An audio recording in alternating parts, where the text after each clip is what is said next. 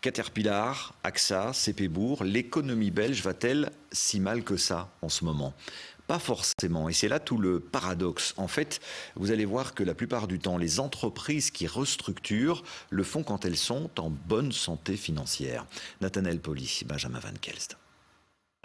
C'est un chiffre inquiétant.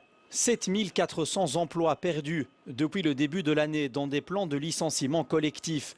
Caterpillar, AXA et d'autres encore devraient suivre.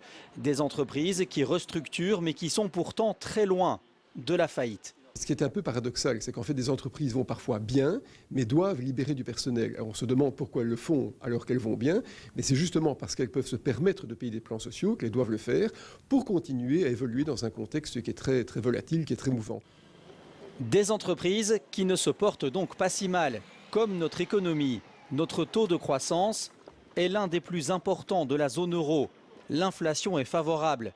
Quant au marché du travail, les chiffres restent stables, avec un taux d'emploi de 61,6% au premier trimestre de cette année.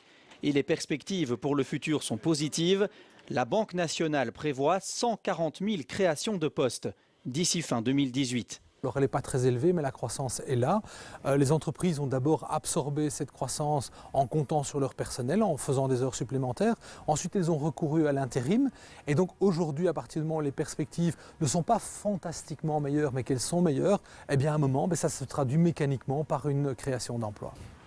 L'économie belge se porte donc plutôt bien. Et si on la compare avec l'étranger, elle est même l'une des plus en forme en Europe. En fait, la Belgique est entraînée par la croissance allemande qui n'est pas du tout mauvaise. On est entouré de partenaires commerciaux qui sont plutôt en bon état.